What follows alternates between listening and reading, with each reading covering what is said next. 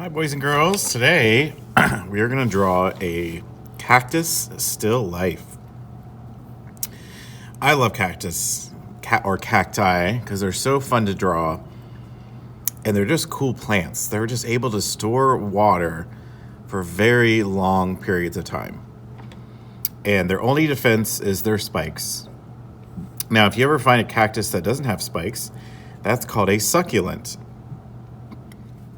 So I'm going to teach you guys how to draw some cacti and succulents, and then we're going to have some fun with patterns and color. All right, so the first thing you're going to draw is you're going to draw your pot that your cacti or cactus are going to sit in.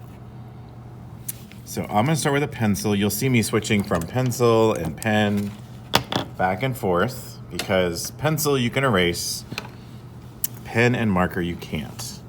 So I'm going to start with the opening of my pot, and I'm going to start with an oval. So I just take my pencil, and I start with an oval. And it's a pretty skinny oval. That way my pot looks 3D or three-dimensional. Then what I'm going to draw is a rim. If you don't want to add a rim, you can just go ahead and draw the sides of it. You can make any shape pot you want to. I'm going to add a rim to mine. So I'm going to add some straight lines. And if you want your lines to be super straight, of course, you can use a ruler or straight edge, anything that has a straight edge to it, but I'm just going to draw. Then I'm going to match the curve of my opening of my pot, and I'm going to make the bottom of the lip or edge of my pot. And then I'm going to add the sides. So I add some diagonal lines and another curve line, just like that. Perfect. Now I'm gonna add my cacti. So I'll do this in pencil because I'm not sure if I'm gonna erase or not. So let's start with the shape of the cactus. So let's start with the easiest, and then we can get a little bit harder and more challenging. So the first thing I wanna do is I'm gonna draw a big curve line, big arch, big rainbow, whatever you want to call it. But I want to make sure my curve line is in my pot. I don't want to start back here. I want to start down here. So I'm going to go ahead and draw my curve line. Just like that. Now, if you want to go over it another time, if you made a mistake or you want it to be a little bit more of the shape you like, you can do that too. Okay, so that's the easiest cacti to do, is just a big old arch. You can fill up a pot with those. Now, because I want it to look like it's 3D and more interesting, I'm going to add more than one. And the eye likes odd numbers, so I'm going to add 3. So now I'm going to do a more complicated cacti. This one's going to have those little arms that stick out. So you can actually draw the arms in pencil first and then make your shape around it, but I'm just going to go ahead and draw it. And this is where you can be creative. You can kind of make it your own style. I like to make mine a little bit loopy and kooky. Okay. So there's my next cacti, and then I'm going to do one more. This one's also another cacti. It's kind of like a stacked cactus. So these are easy too, because you're just drawing curve lines. Now I'm overlapping my lines because I will do some erasing, because I have to decide which one do I want to be in front of the other. And I think I want this guy to be in front. So I'm gonna erase those lines. And while I'm erasing, I might as well erase some of the pot that's gonna peek through. Okay, so now I'm just gonna add more curve lines, stacking them on top.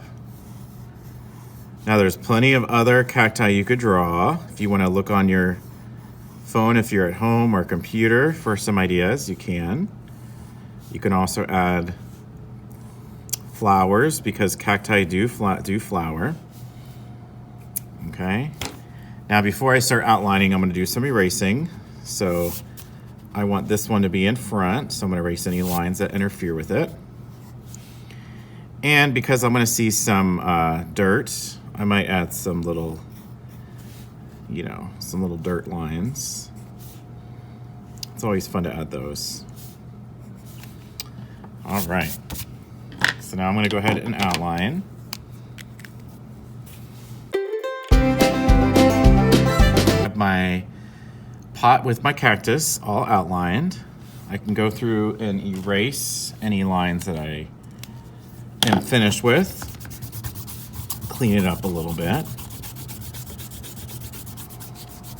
It's always good to start with the light lines first, and then you can always outline. All right, now since we're doing a still life, we don't want our pot of cacti to be floating around in space. We want to anchor it with a table. So this line that separates the table from the wall is called the horizon line. We have one in landscapes too.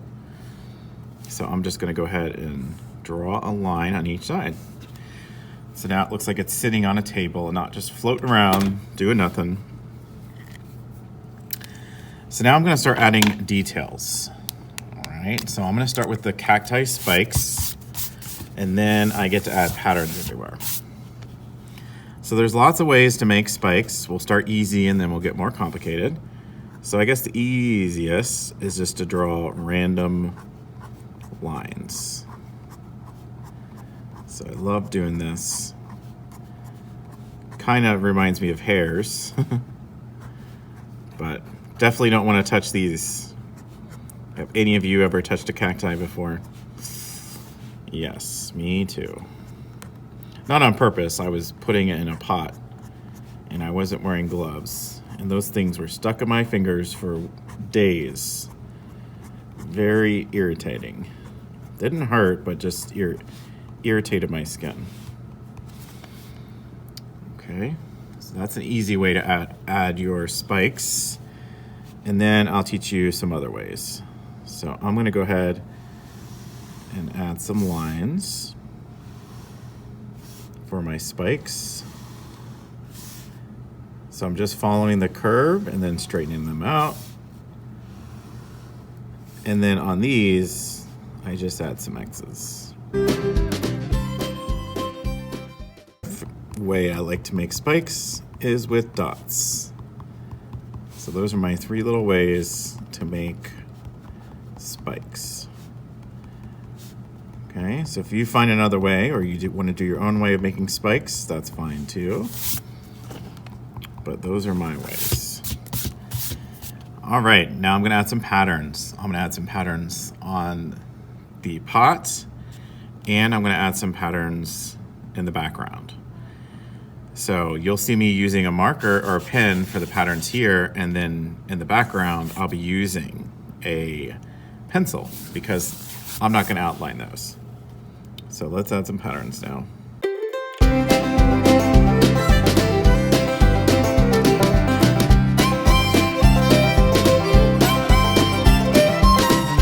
So now I'm gonna add color.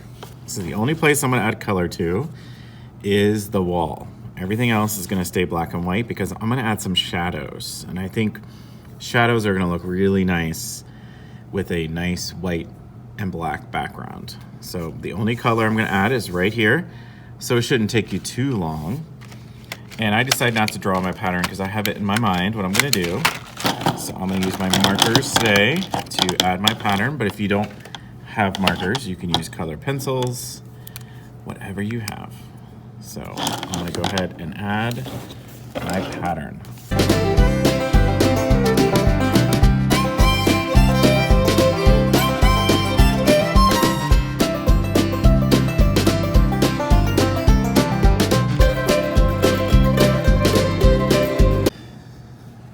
All right, so I have my background all colored in, and now I'm gonna add some shadows. So I'm gonna use a number 2 pencil for my shadows and shading.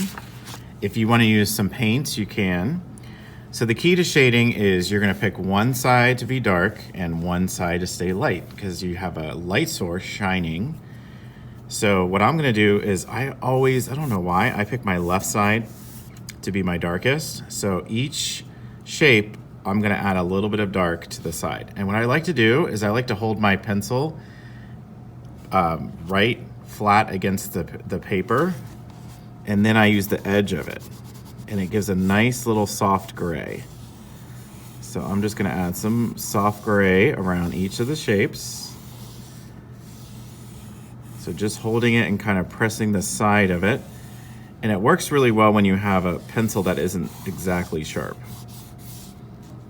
And so I'm gonna do this with all of my shapes. I'm just gonna add a little bit of shading or value on each left side of my objects. So I'm just using the side of my pencil,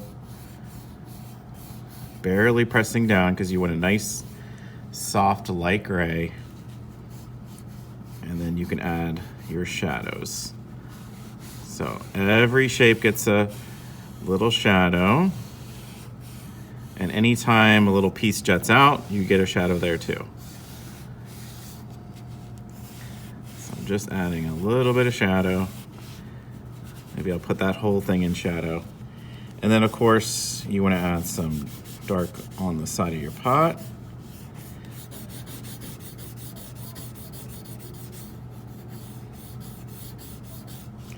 And you can add a little dark back there, because that's in shadow. All right, and I can add some dark on each one of these little grooves.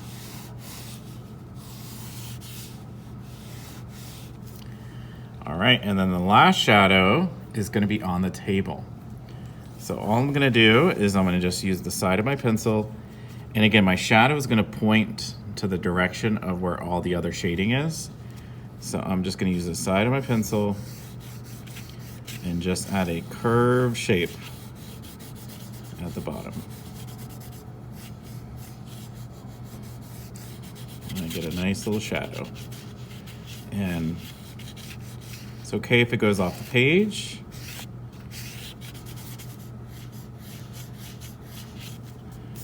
All right. So there's my finished piece. What do you guys think? It looks pretty cool. I hope you guys had a great time, and I'll see you next time. Bye.